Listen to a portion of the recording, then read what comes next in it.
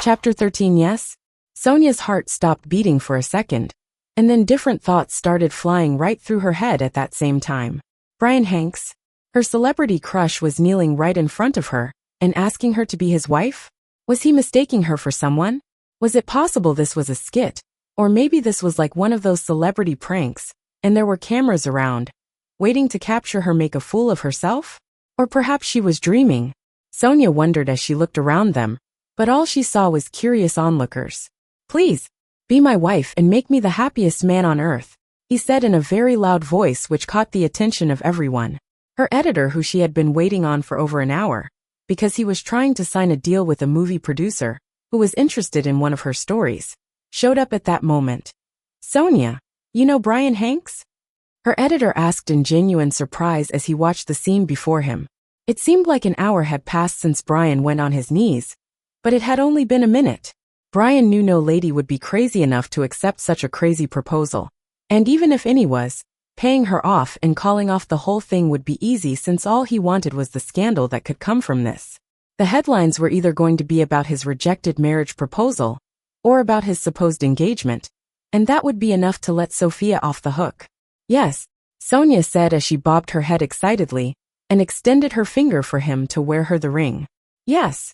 Brian asked in confusion when he heard her response. Yes, I will be your wife and make you the happiest man in the world, Sonia said with a giggle, and wiggled her fingers until Brian slid the ring down her finger.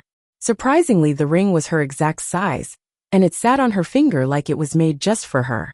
The sound of applause erupted all around them as Sonia stood up with a big smile on her face and embraced Brian, before kissing him right on the lips. Brian was slightly taken aback by her boldness, but quickly recovered since this was his game, and he had to play along. He was the one who had approached her first after all. So when she tried to break the kiss, he held her chin and slowly nibbled on her lower lip before parting her lips with his tongue and sucked on it in a teasing manner, eliciting a moan from Sonia. Sonia felt lightheaded. This was too good to be true. It just had to be a dream, right? How else could she explain that one moment she was seated at the lobby of a hotel waiting for her editor, and the next she was engaged to her celebrity crush and was kissing him right here in the open? Ahem. The editor coughed, to remind them they were in the open when the kiss started dragging on for too long, and Sonia was beginning to wrap her legs around Brian. Both Brian and Sonia let go of each other without taking their eyes off each other. Brian couldn't help noticing that Sonia was definitely no blushing virgin. He had thought she would feel embarrassed when he let her go, but to his surprise she had a silly grin on her face. Mr. Connor, meet my fiancé Brian Hanks. I'm sure you know him.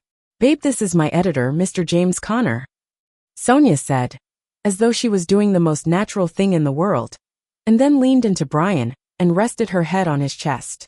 Brian had to give it to her. She was a very good actress. She was a natural. He knew if he watched the scene from afar, he would believe what was going on right here to be true.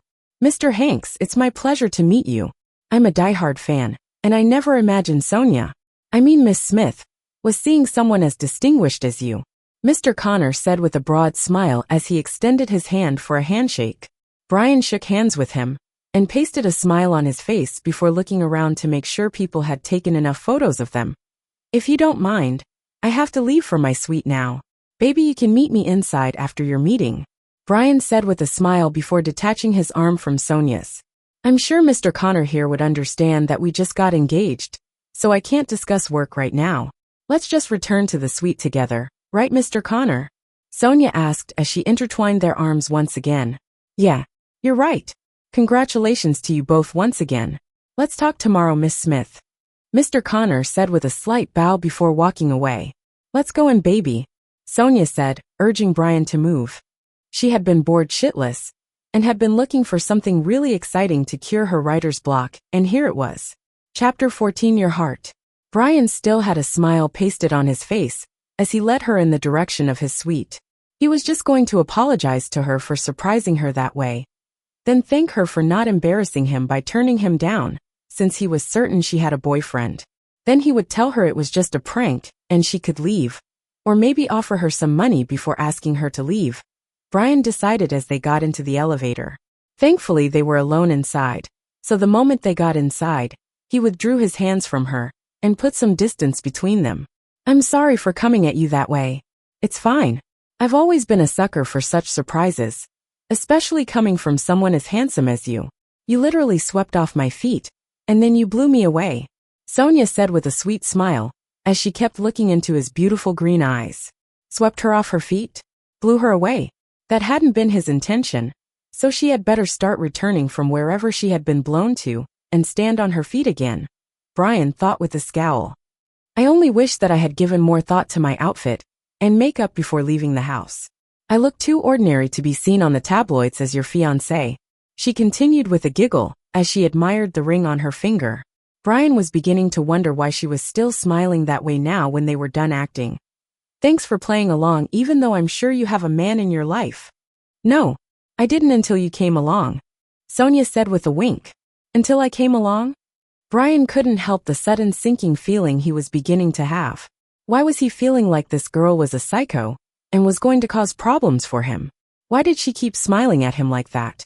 Well, the thing is, I was just bored and needed to do something exciting to make people talk, so I randomly selected you. Wow, just a moment ago I was bored too and needed something exciting. We must be meant for each other, right? Sonia asked, pretending not to know where he was driving at. Brian cleared his throat as the elevator bell dinged and the door opened. He pressed the button again to take them to a different floor, since he wasn't sure he wanted this psycho to know his suite. You must know that I didn't mean that, right? Brian asked with a stiff smile. Didn't mean what exactly? Sonia asked with an innocent smile, even though she could tell he was trying to dismiss her. Brian cleared his throat again. What I mean is, this engagement isn't real. I'm not interested in you. As I'm sure you're not interested in me either. Says who? I'm interested in you, Sonia said, making his heart skip a beat. Miss. The name of your fiancé is Sonia Smith, Sonia said with a pleasant smile. Okay, Miss Smith. I'm trying to say, I have no intention of getting married to you or anyone else. I didn't mean whatever I said down there. Well, maybe you didn't, but I did, Sonia said with an easy shrug. Brian paused to take in a deep breath. He was beginning to lose his temper with this crazy wench. How much do you want? Let's end this here and return to being strangers, Brian suggested, making Sonia smile.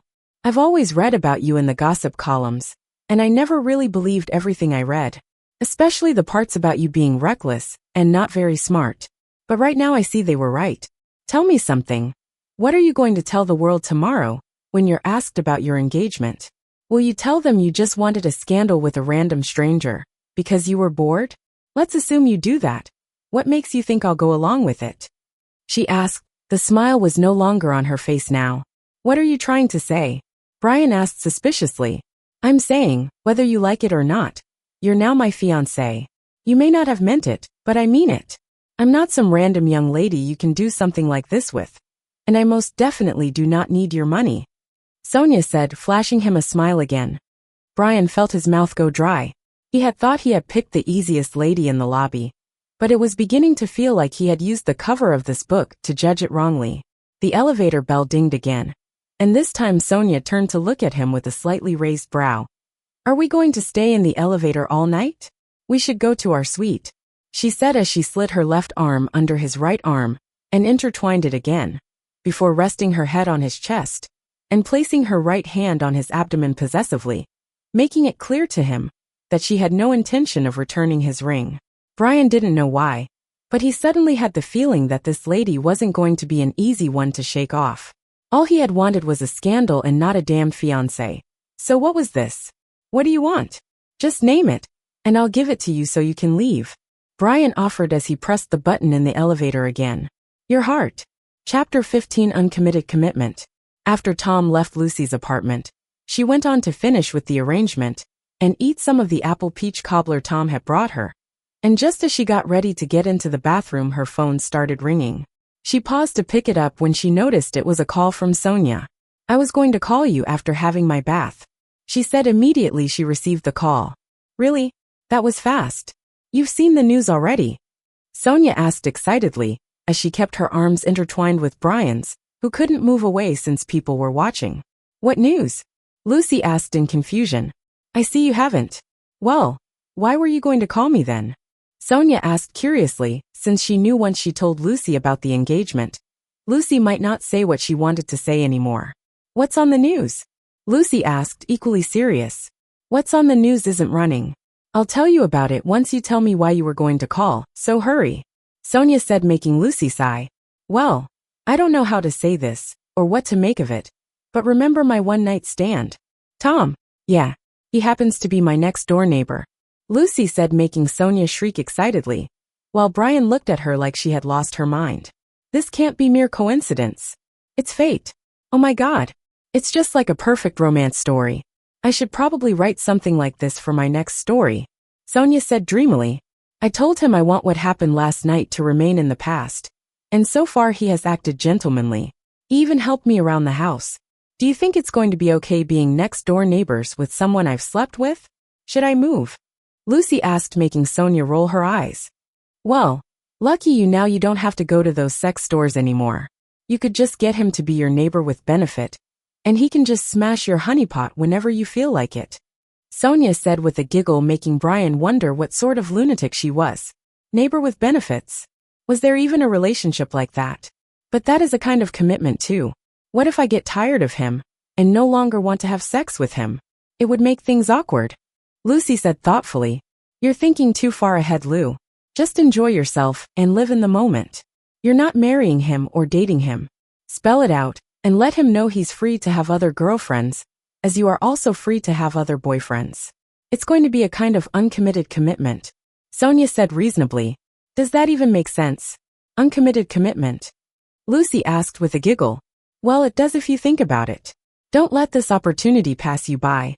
Imagine watching a movie or reading a book and getting horny as fuck. You could just sneak into his apartment and have him pleasure you. Sonia said with a grin. But hold on. What about the mansion you woke up in? If he's your neighbor, does that mean he isn't the owner of the mansion? Sonia asked curiously.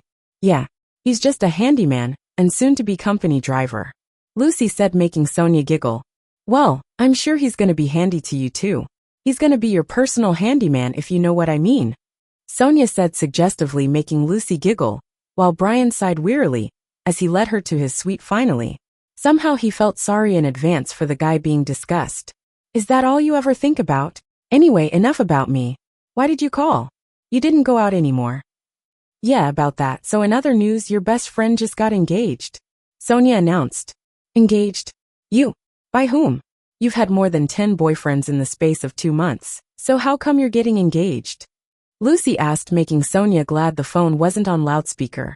Well, that's why I was asking if you've seen the news. Brian Hanks engaged me. Lucy said as Brian detached his arm from her and opened the door to the suite. That's so not true, Lucy said in disbelief. Why not check the internet? Sonia suggested, making Lucy disconnect the call immediately. Brian walked into his bedroom, while Sonia looked around the suite while waiting for Lucy to return her call. Lucy called back 3 minutes later after confirming the news. I can't believe this. How? What happened? Sonia giggled as she told Lucy exactly what had happened between herself and Brian. You should let the poor guy off the hook, Lucy said with a giggle, since she knew how crazy her friend could be. Sure.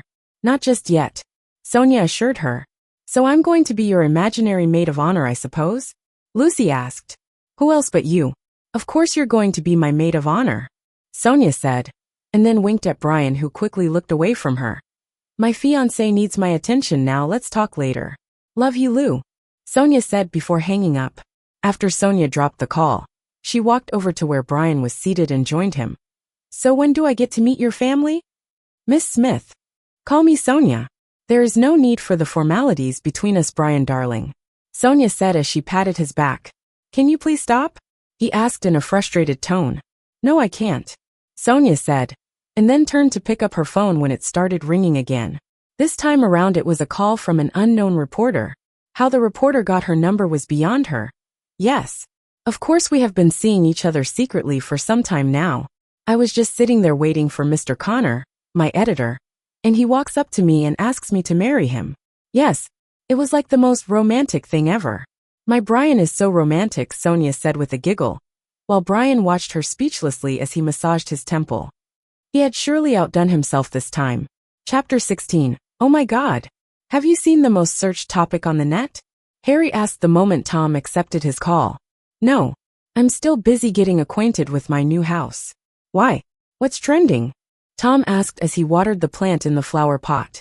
Harry had paid quite an outrageous amount of money to get the occupants of the apartment to leave and let him have it on such a short notice. Well, your kid brother beat you to it. He just got engaged. What? Brian? Engaged? Tom asked in obvious disbelief.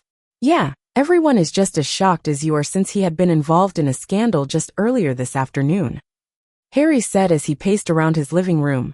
That explains why he didn't take his call earlier. Hold on, he's calling me now. Let's talk later. Tom said as he hung up Harry's call and received Brian's call. You sure do know how to spring surprises. Congratulations, kiddo. You've made Mum proud. Tom said, making Brian want to cry. He didn't know whether or not to tell his brother the truth since Sonia was still holding on firmly to his hand. He was trying to use the call to while away time so she would leave, but she was bent on following him around the suite. Thanks. I was in the middle of a shoot when you called earlier. Brian said, wanting to change the subject. What about your fiancée? How long have you known her? Where did you meet her? Tom asked curiously. Why don't I tell you about that when we all go on that family vacation? Brian asked, hoping before then he would have been able to convince Sonia to leave him alone. Family vacation? What family vacation? Mom hasn't told you yet? My assistant mentioned something about Mom making plans for a family vacation. Brian explained. Oh, okay then. I was only calling to check on you. It's good to know you're doing fine. I'll leave you to enjoy your engagement night. Let's talk some other time, Tom said before hanging up. Who would have thought the reckless and irresponsible Brian would ever get married before him? Tom wondered in amusement as he checked the time. When he saw it was past 9 p.m. already, he decided to give his younger sister a call. She had requested that they only call her late in the evening, since she was almost always busy during the day. At 24, she was a very successful lawyer and was a senior partner at one of the biggest law firms in the country. Jade Hanks, who was busy going through the files of a client for a case she had to present in court the next day, looked up irritably when her phone started ringing. She didn't need anyone to tell her the call was from a member of her family, since she had saved their numbers with a specific ringtone. She reached for her phone distractedly, and then smiled when she noticed the call was from Tom. To what do I owe this unexpected pleasure? She asked as she stood up to stretch her body. Hey sunshine. I've missed you too, Tom said with a smile of his own. He hadn't realized how much he had missed her until he heard her voice. I've missed you more. Mom asked you to call me, didn't she? Jade asked in amusement. Yeah, but I would have called you eventually. You know we are all always so busy and stuff. Have you read of Brian's engagement on the net? Tom asked, wanting to change the subject. Brian? Are Brian engaged? Jade asked incredulously, making Tom chuckle. Yeah, he engaged a lady this evening. According to Harry, it's all over the internet. Why do I find it so hard to believe this? It might just be a publicity stunt. I won't put that past Brian. Jade said with a scoff. You never can tell, people change. How is work? I hope you're staying out of trouble. Tom asked hopefully. I'm trying, but the case I'm working on at the moment is kind of complicated. I've been receiving several death threats via calls and messages. Jade confessed. What? Have you reported to the police? Tom asked in alarm. Yeah, they're looking into it, or so they claim.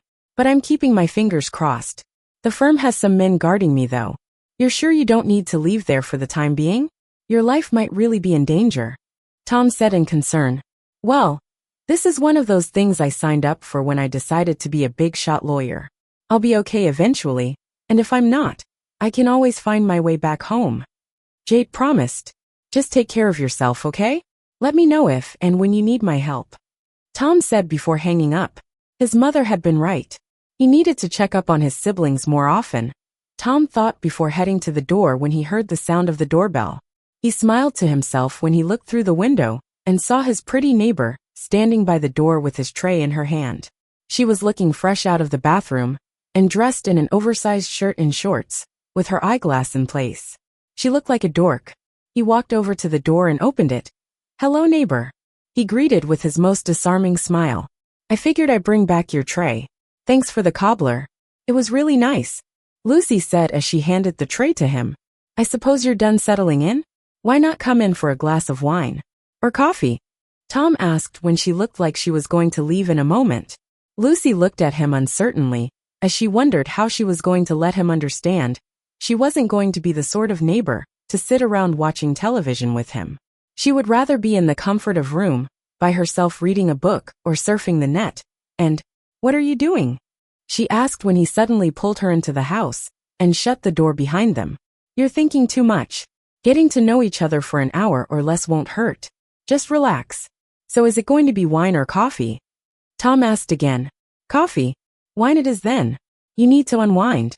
You seem really tense," Tom said as he walked over to the minibar and took out the cheap wine while Lucy watched him, wondering why he was being so bossy. "Here. To being neighbors." Tom cheered as he handed her the glass of wine. "I can't get drunk, so I'll just take a few sips and then be on my way. I need to rest since I have to be at work very early tomorrow." Lucy rambled on. "Just drink," Tom said as he kept watching her. "So how is your best friend Sonia? Have you been able to show her your dare-to-do list?" Tom asked, startling her. "Sonia? How do you know about Sonia?" Lucy asked in alarm, making him chuckle. "You must really have no memory of our conversations, because you were drunk. You told me about her. How you both are the exact opposite of each other. How she has had so many boyfriends while you are yet to find the motivation to get one," Tom said, making Lucy suddenly remember the moment she had been drunkenly laughing and telling him things at the club. "Oh my God," she exclaimed when she remembered telling him how she felt her nipples were too big. "Oh my God," she exclaimed again, making him chuckle some more since he could tell she had just remembered some pretty embarrassing stuff she must have said. Chapter 17, Soon-to-be Daughter-in-Law. All attempt by Brian to get Sonia to leave the room was met with equal resistance. It was very clear to Brian that Sonia had no intention whatsoever of leaving him alone, and she had every intention of spending the night with him. "Why are you doing this?" Brian asked when she walked out of the bathroom dressed now in his polo shirt and one of his boxer pants which he hadn't give to her.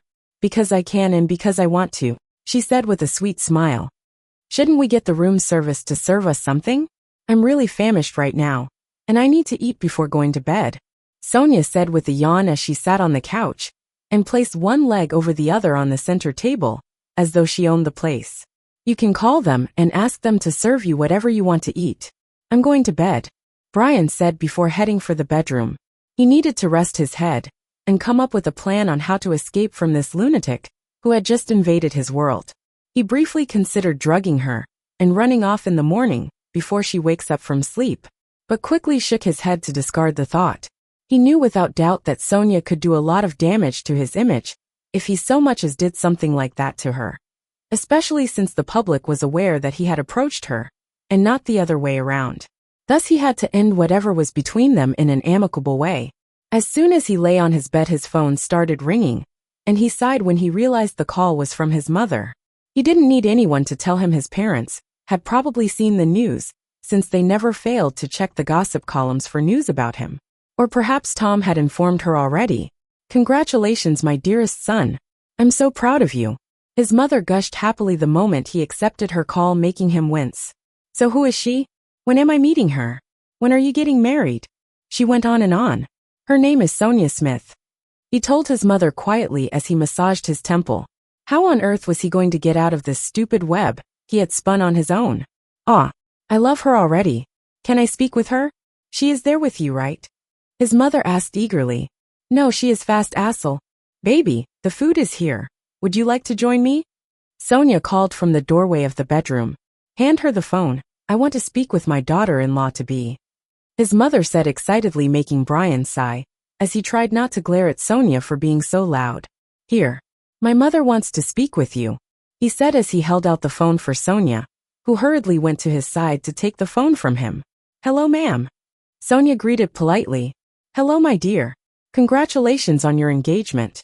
I'm so excited, and I can't wait to meet you in person," Brian's mother said, and Sonia could picture the broad smile on the lady's face. "I can't wait to meet you either. I've heard so many beautiful things about you from Brian, and I've been dying to speak with the beautiful woman that raised such a perfect son," Sonia said, making her giggle happily. "You're so well-mannered. I hope we meet soon, my dear. Please hand the phone back to him," she said, and waited until she heard Brian's mom. "Yeah, she's a really nice girl. I called earlier to find out when you would be available for a little family get-together. We could all stay at your brother's house for a week. She suggested. Sure. I'll get back to you on that tomorrow. How is Dad? Brian asked while Sonia catwalked around the room as she waited for him to finish with his phone call. He is smoking outside. He misses you all even though he won't say anything. So just make yourself available, okay? I'd love you all to surprise him with your presents on his birthday. He would really love that. She said, reminding Brian that his father's birthday was in 2 weeks. Oh, sure. I'll just have to make it work then. Have you spoken with Tom and Jade yet? Did they agree to it? He asked curiously. Yes, they did. So work it out. And make sure to bring my soon-to-be daughter-in-law along with you, okay? Yes, Mom. Have a good night's rest. I love you. I love you more, dearie. She said before hanging up. Your mom is so sweet. Sonia said with a small smile as she stopped walking around the room and turned to face him. You're sure you don't want to eat? Yeah, thanks. Brian said disinterestedly as he remained on the bed looking up the ceiling, while Sonia returned to the living room. He quickly pretended to have dozed off when he heard her returning to the bedroom, but she ignored him as she carried the food and sat on the middle of the bed. I know you're awake, so sit up, and I'll tell you what I want us to do. Sonia said, but Brian ignored her. Sonia threw one of the chips at him, and then threw 3 more when he failed to respond. I guess you don't want me to leave any. Before she could finish what he was saying, he quickly sat up and looked at her.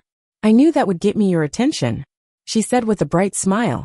You know, I've always wondered what it would be like to spend a night with a celebrity. So now that I got the chance, I don't want to waste it. Sonia said between mouthful, making him look at her with a mixture of both irritation and curiosity. So what do you want to do?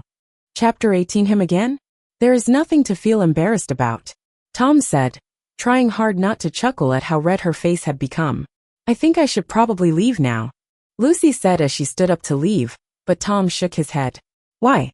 Because you feel embarrassed over something you said when you were drunk? Things I don't even hold against you?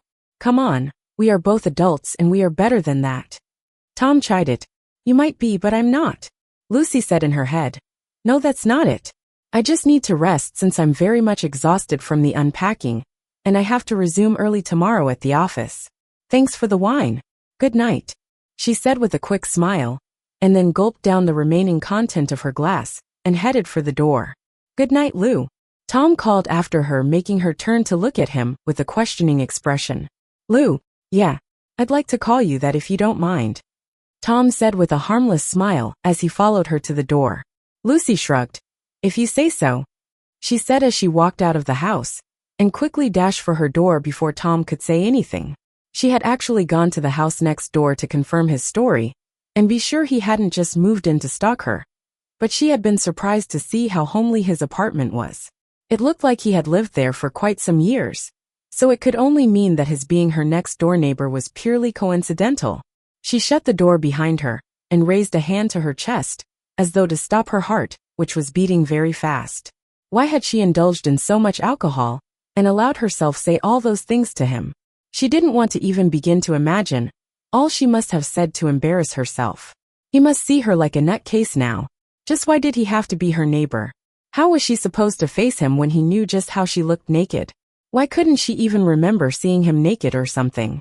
At least it would have helped to know the size of his member. Lucy dropped on her couch and took off her glasses to rub her eyes. She giggled when her mind drifted to Sonia, who was busy forcing herself on the poor celebrity. Well, it was good to know so much exciting thing was going on in both their lives. She only wished her one-night stand wasn't living on the door next to hers. She made a mental note to get a vibrator over the weekend. The only reason she hadn't gotten one all this time was because she hadn't wanted to use a vibrator to deflower herself. But now that she had successfully been deflowered by that hunk of a man, she could allow herself enjoy the pleasure a vibrator could give. With that thought in mind, she dozed off right there on her couch. Thanks to the glass of alcohol she had just had at Tom's house, the sleep came very easily. The next morning Lucy pushed thoughts of her handsome next-door neighbor out of her mind as she hurriedly left the house for her office. As was her practice in her former place of work, she was well ahead of everyone else.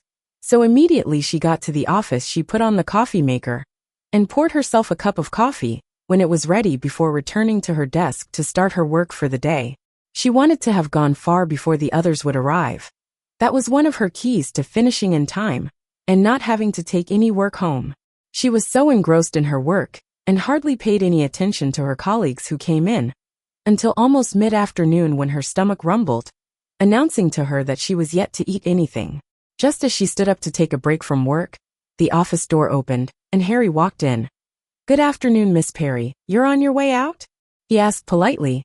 "I was just going to step out for lunch. I kind of missed lunch break," she explained without meeting his gaze. Somehow she felt like if she met his gaze, he would know she had lied the previous day, and she didn't want to be caught. "Oh, I guess you must have been pretty busy. Well, come with me," he said as he walked ahead of her, leading her out of the office. Lucy couldn't help but wonder where he was taking her to. Had he discovered her lie? Was he taking her to his office to hand her the letter of dismissal? She wondered fearfully. "So the secretary missed out something on your letter of appointment.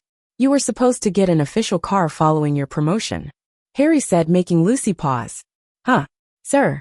She added the sir, when it occurred to her that she wasn't supposed to be asking he boss questions like, "Huh, yeah, so I'm taking you outside to show you to your official car, as well as your personal driver," he added, making her wonder if he was always this way with everyone, or if the special treatment was reserved for just her. "Personal driver? I'm sorry, but I don't think I can afford." "Don't worry, the company is taking care of his bill. We just figured you get a personal driver to take you around since you're new to the city," Harry assured her as they both walked outside and stopped where a beautiful black salon car was parked, with a young man seated inside. "Congratulations. This is your official car," Harry announced with a smile before knocking on the windscreen to get Tom's attention. Lucy's eyes widened in surprise the moment her gaze met with Tom's through the windscreen. Him again? Chapter 19 Coincident? It seemed to Tom like Lucy's eyes were going to pop out of their socket seeing how she was looking at him in disbelief. He tried to look equally surprised as he stepped out of the car to join her and Harry. Lucy swallowed convulsively as she turned to look at Harry, hoping they were at the wrong vehicle. Who is he?" she asked, cocking her head in Tom's direction. "Oh, that is the personal driver I mentioned. Come over and say hello to your boss," Harry said to Tom, who remained by the door acting like he didn't know whether or not to act like he knew her. "Good day, ma'am," Tom said with a polite bow without meeting her eyes, while Harry watched them both in amusement. Lucy looked at him, completely lost for words. How could this be a coincidence too? Wasn't it too much? First the club, next her next-door neighbor, and now her driver? None of it made any iota of sense. She opened her mouth to let Harry know that she didn't need a driver, but paused when she remembered Tom telling her the previous evening that he was hoping to get the job to keep body and soul together. She definitely couldn't turn him down simply because of her personal business with him. Besides, she had asked him to forget it ever happened. So it would seem petty of her to deprive him of his job simply because she couldn't get over the fact that he had deflowered her. Moreover, none of this was his fault, right? He had only offered to help her check her list. "Miss Perry, is there a problem?" Harry asked when she still didn't say anything. Lucy swallowed. "Not at all. Everything is perfectly okay," she said with a stiff smile. "Okay then, I will leave you two to get acquainted. I have work to do," Harry said with a discreet nod at Tom before walking away. You have to be kidding me. Are you really going to say this is coincident too?" she asked immediately Harry was out of earshot. "I could just quit if it makes you feel so uncomfortable. The moment I saw you, I realized even I wouldn't believe this was mere coincidence too," Tom said with a shake of his head. "If you say you don't need my service, I'll absolutely understand," Tom said, and started to walk past her, but she shook her head. "This is going to be really awkward, but we have to keep things professional, okay? You're my driver and you can't cross the line simply because we had a one-night stand, I understand." Tom finished the sentence before she could. "I was going to say simply because you're my next-door neighbor," Lucy said, giving him a pointed look. "And I'll appreciate it if you don't bring that up again if you really want to work for me," she warned before turning to leave. "Sorry, ma'am," Tom called out. "When can I pick you up?" Tom asked as she walked away, making her pause to look at him. "When I'm done, I'll let you know." "When will you be done?" Tom asked insistently. "Since I can't just hang around here waiting all day, I have to go and fix other things. So I just need to know when I can leave there and start coming back to pick you up. Or we could both exchange our contact numbers. That way you can reach me an hour before you're ready to leave." Tom suggested. Exchanging numbers? Of all guys in the whole of Litis, how had she ended up having a one-night stand with someone she would not be able to get rid of? Now not only did she have to face him at home, but she also had to deal with seeing his face even at work. Every day. Ma'am, Tom asked politely, shouldn't you hang around the office with the other drivers? What if I need to go somewhere urgently? Lucy asked with a slightly raised brow, and then paused when an idea struck her. You know what? Just hand me the key. I will drive myself around while you do your handyman job. You don't need to drive me anywhere. Lucy said, hoping he would agree and just get lost. And my job? You can collect your paycheck every month end. No one needs to know I'm driving myself around. It's a win-win for us both. She said with a shrug. No, I'll rather drive you around and take the paycheck. Don't worry. I'll just find the other drivers and join them to do whatever they do while waiting for their boss.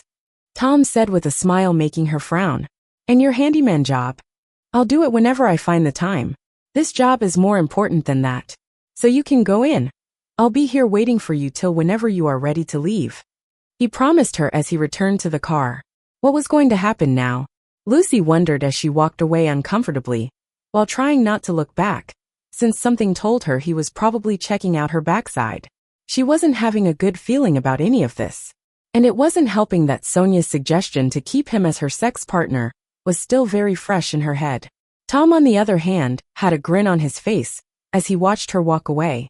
He tapped his pocket where the thong she had forgotten in his bedroom the previous day was safely tucked. He had gone back to his mansion to pick up a couple of his personal effects, and his house servant Maya had gifted him the underwear which Lucy had left behind in her haste. He chuckled as different ideas ran through his mind on how best to present the underwear to her. All he had to do now was find the best way to while away his time while waiting for her to close from work. Chapter 20. Pretty ordinary. Focus Brian. The photographer called in irritation, for what was probably the 50th time already that day.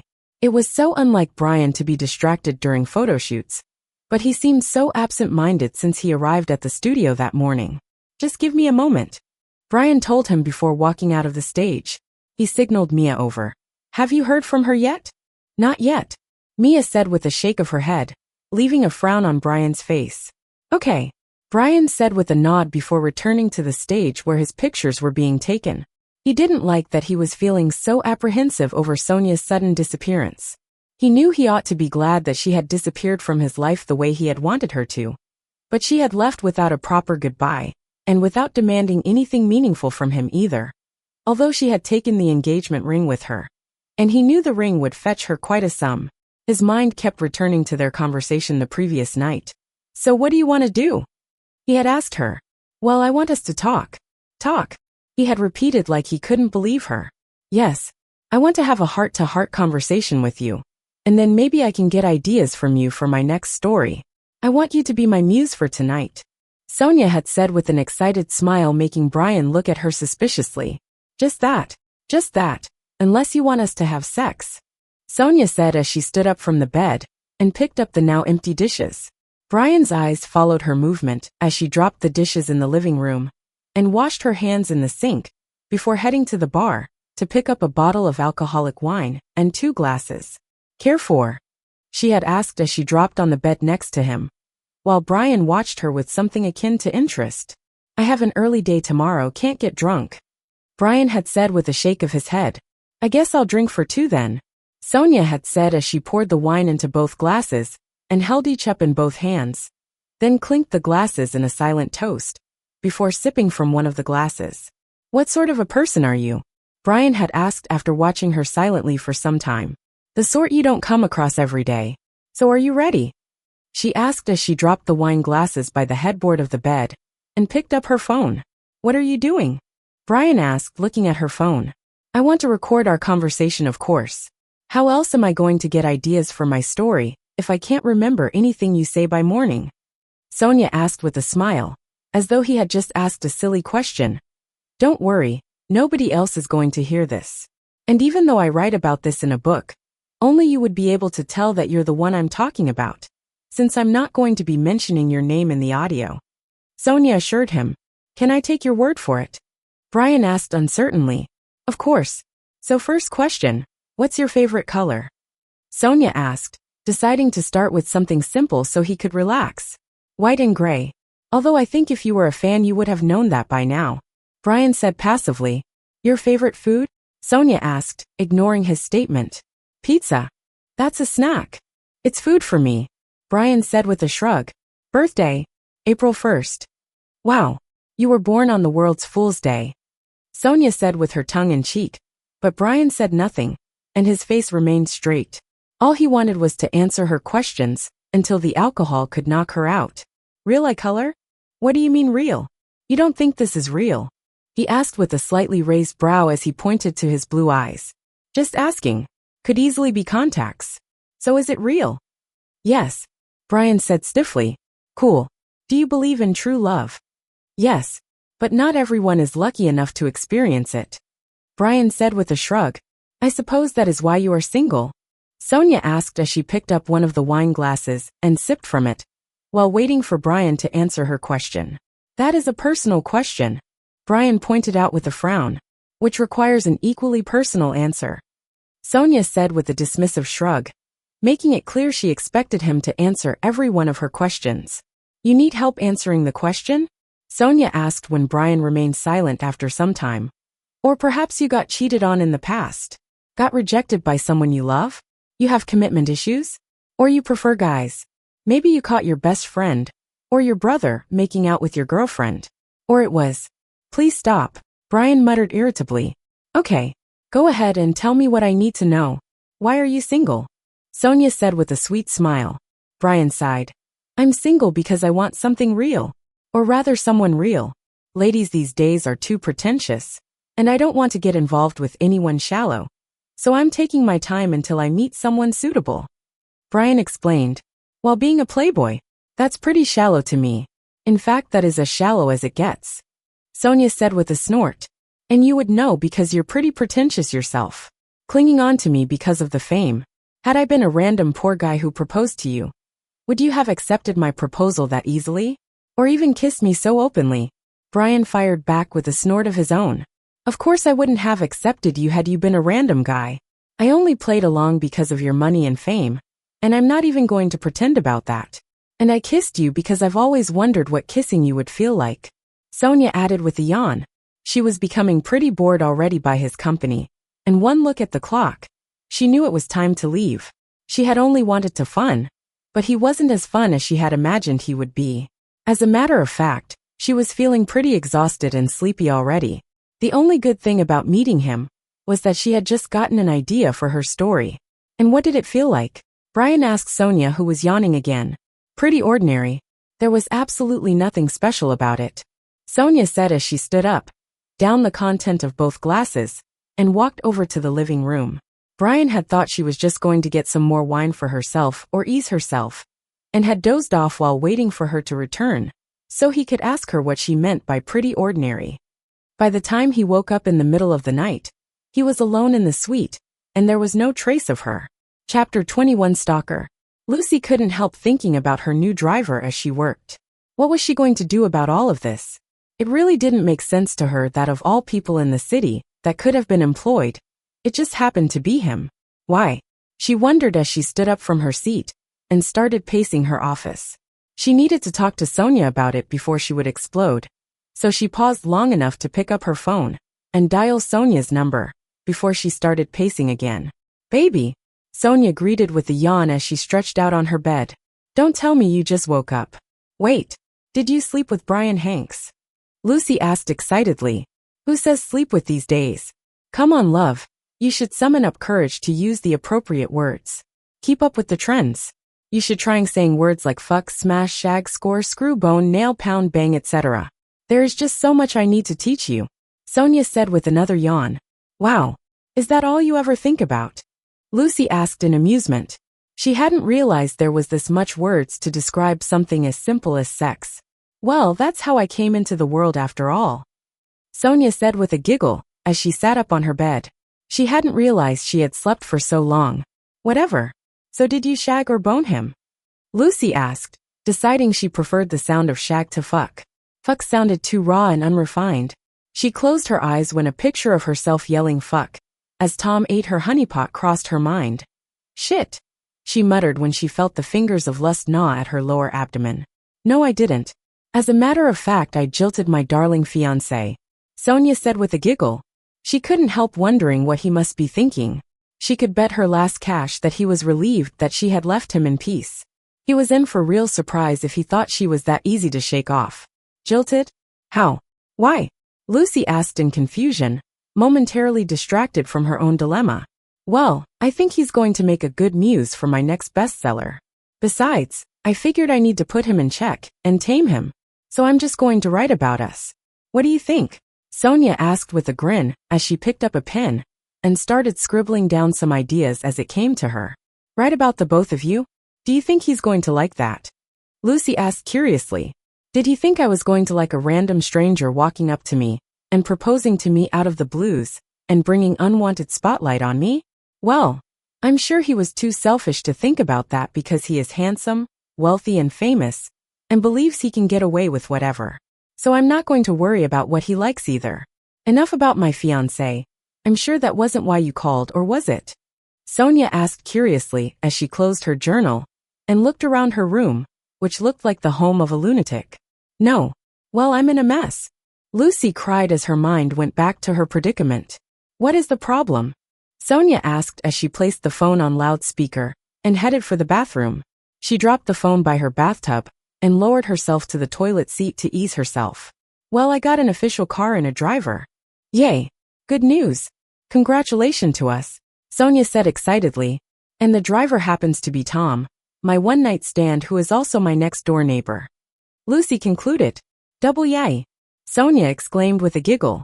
Double yay? Yeah. Like yay. Yay. I'm super excited on your behalf. The days of your boring lifestyle is about to end. Sonia said as she cleaned up and flushed the toilet. Come on, Sony. I'm being serious. How am I going to face him? Well, you don't have to face him. You can have it from behind. Sonia laughed at her own joke. But seriously, Lou, you're damn lucky girl. Now you can have sex everywhere you go.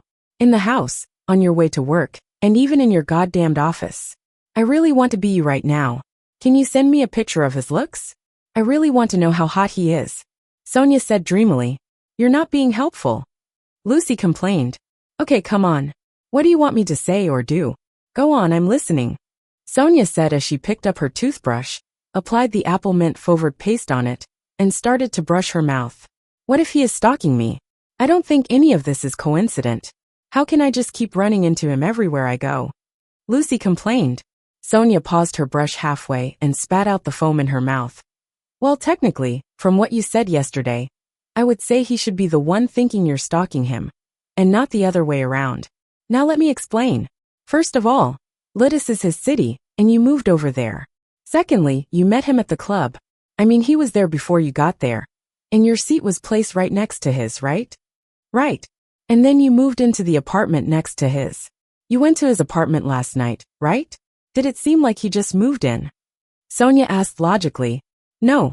Lucy said, beginning to feel stupid for being suspicious of an innocent man.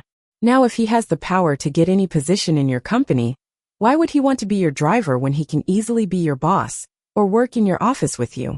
Why would he want to work beneath you as your driver? Sonia concluded. I guess I'm overreacting. Yes, you are. So just take in a deep breath and relax. I think you feel this way because you're attracted to him, and you're trying to run from it. Maybe another dose of his penicillin would make you all right. Sonia said with a giggle, making Lucy roll her eyes. You're just too corrupt. Whatever. You better put your driver into good use, Lou. If I were you, I'd have him driving me off the edge of my bed with his rod. Sonia said with a grin, and laughed out loud when she heard the disconnect tone. Chapter 22 Fate. At 26, Sonia was 5 feet 6 inches tall, and had the body of a senior high school baseball team cheerleader. Her honey-colored skin was flawlessly smooth, and her long curly blonde hair framed her beautiful heart-shaped face. Her eyes, which were large on her small face, were a beautiful green, and gave her an innocent look which belied her mischievous nature. Sonia had a small smile on her face as she admired her reflection on the mirror after her phone call with Lucy.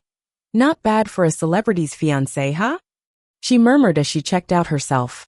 She had actually been feeling quite low on morale lately, until the incident with Brian last night, and now she felt vitalized. Soon the sound of Ed Sheeran's Shape of You could be heard drifting through her open window as she set about cleaning her room while dancing and singing on the top of her lungs.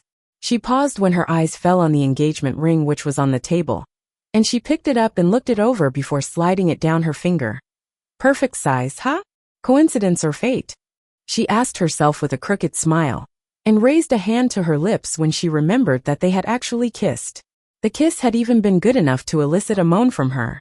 But she would be damned if she was going to tell him how electrifying and satisfying the kiss had been.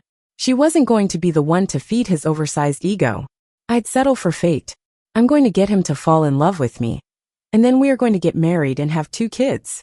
A boy who looks just like him, and a mini version of me. Sonia told herself with a dreamy smile. As a writer, she had wanted to make their meeting more memorable by leaving without a trace. She knew better than most that you often remembered POPI, who leave without saying goodbye, more than those who do. And that was what she wanted. For him to think about her, wonder about her, and then worry about her. She searched around the room for her other phone, which she had turned off, because of all the calls she had kept receiving regarding the engagement. When she picked it up and turned it on, she saw different text message notifications, but only opened the one from her editor. Been trying to reach you, but I guess you're busy with your fiancé. The movie producer is even more interested in your story now that he has seen you're in a relationship with Mr. Hanks. Let's talk about it over lunch, or whenever you're ready. Sonia rolled her eyes as she read it out.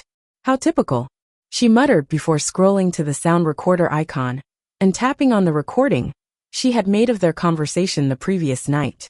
She lay down on the floor of her apartment as she listened to their voices through her phone while the music kept playing in the background.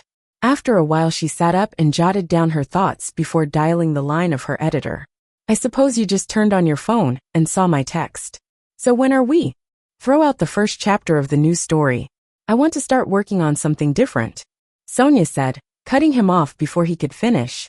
What? Why? But the story is good. I only asked you to do some additional work on the 2nd and 3rd chapters. He complained. Of course I know it's good.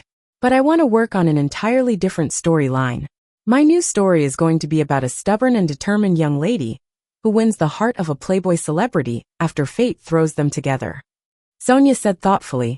She wasn't going to write it in a way that would tell her editor or the world the true story between her and Brian, of course. She was just going to change the manner in which they meet, but leave other things the same. Is it going to be about you and Mr. Hanks? He asked in excitement. Not exactly. I will work on the first 3 chapters and send it to you via email. Read it and tell me what you think. Okay, but we are still meeting, right? Remember, you're supposed to meet with the movie producer. He reminded her, making her roll her eyes. Just conclude with him. I'll be okay with whatever you both agree on.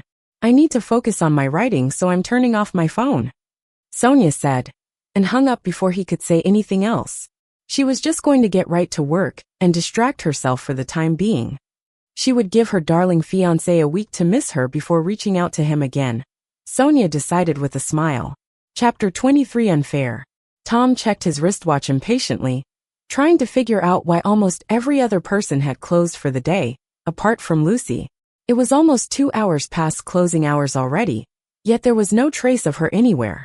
Was she doing that deliberately to annoy him? Or was she just trying to avoid him? Or perhaps she had taken a cab and snuck off without his knowledge. He dialed Harry's line when he couldn't bear it anymore. Sup? Have you dropped off your boss? Harry asked in a teasing tone. That's the exact reason I called. Did you assign something to her that is keeping her in her office for this long? I've been waiting here for almost 2 hours, and she is still not out yet. Tom complained, making Harry chuckle. She is probably still busy in the office. I learned she is a workaholic. Maybe you should check on her and remind her she has a driver who is waiting. Or better still, you could remain there like a good driver would until she is ready to leave. Harry suggested. Well, I'm not a good driver. I'm going up there, Tom said, and hung up immediately. Workaholic. Why was she working so hard? She was the head of her unit, so why was she doing all this when her subordinates had all gone home? He wondered as he locked the car and headed for the building. He flashed the security personnel by the door his driver's identity card before heading for the elevator. It wasn't until the elevator bell dinged that he paused to ask himself what he was going to say to her. He scratched the back of his head as he slowly made his way to her office. He was just going to tell her he was lonely and bored outside, and ask if she could take the work home or finish it the next day. He walked into her department office and stopped in front of her see-through door before tapping on it gently. She asked distractedly as she continued with the documents in front of her. He knocked again insistently since he hadn't heard her, and waited until she had raised her head from the document and made eye contact with him through the glass before opening the door. He saw the surprise on her face, and then watched as her gaze shifted to the wall clock hanging on the other side of the wall before she returned her attention to him once again. Lucy felt uncomfortable with the way he towered above her while she was seated. Despite the fact that he was standing by the door far away from her seat, his stance made her feel small, especially since she was wearing just a camisole, which was tucked into her pant. So she reached behind her for her blazers, which she had hung behind her chair, and put it on before standing up. "I'm sorry to disturb you, but it's past closing hours already and..." Lucy cleared her throat. "I got carried away with work, and I forgot about you. You should have left," she said without looking at him as she looked down at her laptop and saved the file she had been working on before picking up the flash drive. "You didn't ask me to leave. Besides, it's my job to bring you to work and take you home safely. I also have to take you around on. I guess I failed to mention it to you earlier, but I almost always leave the office late. So if you're going to have to always come up to interrupt my work this way, then it will be best we don't work together," Lucy said, cutting him off. "Why?" Tom asked with a slightly raised brow. "Why what?" she asked, looking at him with genuine confusion. "Why are you implying I quit? Is this about me not being able to wait for you while you put in extra time at work? Or is it simply because you're uncomfortable around me?" Tom asked, feeling slightly offended that she wasn't even apologizing for keeping him waiting. Lucy took in a deep breath to control her temper. "Mister?" Tom's jaw hardened. "Tom is good enough." "All right. Mr. Tom, if I remember correctly, I told you I was going to inform you when I'm done with work and ready to leave. And as you can see, I'm not done yet. Secondly, I offered you the option of going about your usual business and letting me drive myself around while you pick up your paycheck at the end of every month, but you turned it down. Finally, I asked you not to make any reference to our fling. I didn't do that," Tom pointed out. "You did a moment ago." "I didn't. I only asked if you were asking me to quit because you were uncomfortable around me," Tom pointed out, making Lucy take in a deep breath. She mentally counted from 1 to 10 before looking at him again. "Fine. Let's just go," she said as she picked up her handbag and walked out of the office, leaving him to follow behind. Tom followed her, and immediately they got to the elevator, she moved to the far end of the elevator. "Let me ask you a question. Would you be acting this way had we not known each other before now?" Tom asked without turning to look at her, since she was standing at the far end behind him, while he was standing directly in front of the door. Lucy paused to consider the question for a moment. "And how am I acting? Asking me to quit on my first day on the job? Do you consider that as being fair?" Tom asked as the elevator door opened, and they both stepped out. Lucy said nothing as they both walked out of the building. Maybe she wasn't being fair, but she couldn't pretend to be comfortable around him. He had seen her naked, for crying out loud. What would you have done had you been in my shoes? How would you react if the situation was reversed? Lucy asked after a while, as they both stopped by the car at the parking lot. "I would have done what every other person would do. I would go with the flow," Tom said as he unlocked the car and got into his seat, leaving her to decide whether she wanted to sit at the back or ride in front with him. Chapter 24 Challenge. Lucy said nothing as she got into the back seat of the car. She needed to set the boundaries between them if they were going to work together. He was her driver at work and her neighbor at home. She had asked him to forget whatever had happened between them, and she needed to forget it too. Truly, had he not been her one-night stand, she would have found it amusing that her handsome next-door neighbor was her driver, and they would have gotten along quite well as friends. But now she just couldn't help being extra cautious around him. Tom, on the other hand, said nothing as he drove the car. He knew she was being cautious because of what she believed had happened between them, and he couldn't exactly blame her. He just didn't like that she didn't seem to think she owed him an apology for keeping him waiting without giving him prior notice. And he also didn't like that she kept trying to ask him to quit every little opportunity she got. "I'm sorry. Lucy said after fidgeting in her seat for some time. Even if he resigned from her job, there was no way she could ask him to move out of the apartment next to hers. She was going to have to face him every day. And if that was going to be the case, it was better they run into each other as friends rather than enemies. Tom met her gaze through the rearview mirror, wondering why she was apologizing all of a sudden when she had been acting like a boss lady just a moment ago in her office. She wasn't the type of person to delay the inevitable, so it was best she did this and got it out of the way. I know you must think I'm a mean bitch, Lucy said with a self-deprecating smile, and waited for him to assure her he didn't think so. But when he said nothing after some time, she decided to continue. I actually do close late most of the time. I get carried away with work, and since I don't have friends around to hang out with, or better put, since I just don't like hanging out, I try to spend the time working, so that I will be exhausted by the time I get home, and then sleep off. Lucy explained. I'm not saying this as an excuse. I'm just trying to say I didn't keep you waiting intentionally. How boring. Tom murmured. What? I beg your pardon? Lucy asked, sounding partially confused and offended at the same time. I mean your life. It must be very boring. It isn't. That is just how I love it, Lucy said defensively. Or maybe that is because that is the only way you know to live, Tom suggested in a challenging tone. I can have fun when I want to, Lucy snapped at him. Really? Like your little checklist? Tom asked dryly. A rosy blush flushed her cheeks at that. Do you always have to keep referring to the past? There is no future without the past. We have to make reference to it at some point, Tom said in a matter-of-fact tone, without taking his eyes off the road. Lucy took in a deep breath. Anyway, that wasn't the point I was trying to make. I was trying to say maybe I've not been fair. It was a two-way thing after all, and you were kind enough to offer yourself, so I shouldn't. Really? 1 minute you don't want me to talk about our fling, and then the next you bring it up? You can bring it up at will whenever you like, but I can't, Tom asked incredulously, making Lucy grit her teeth. Why was she beginning to feel like he was in charge of the conversation? Sitting at the back seat now was making her feel like she was a child being scolded by her father. I was only trying to make a point, Lucy defended weakly. Which is? Tom asked, cocking a brow at her through the rearview mirror. Let's just start all over, Lucy suggested. Tom resisted the urge to chuckle. Do you realize that would mean it's the 4th time we've met for the first time? Huh? Lucy asked in confusion. The first was at the club. The second was at your apartment, while you were pretending not to know who I was, because you somehow happen to believe I won't recognize you because of your glasses. And the third was you pretending not to know me when your boss was introducing me to you earlier. All within a space of 48 hours. Tom said, sounding amused. Lucy didn't miss the humor in his tone, so she smiled. I know you must think I'm weird. And a little scatterbrained, she added to herself. Weird doesn't even cut it, Tom said honestly, making her giggle. What lady doesn't like a fine-looking man with a good sense of humor?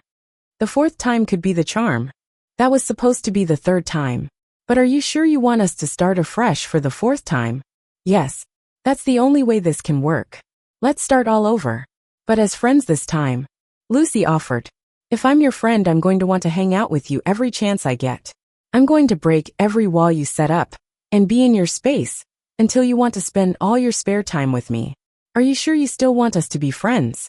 Tom asked as he parked the car in front of the apartment block and turned to look at her. I don't think you or anyone else can make me do that. Even my best friend, who is very outgoing, couldn't accomplish that, Lucy said with a confident air as she opened the door and got out of the car with her handbag in one hand. Is that a challenge I hear in your tone? Tom asked as he got out of the car and locked it.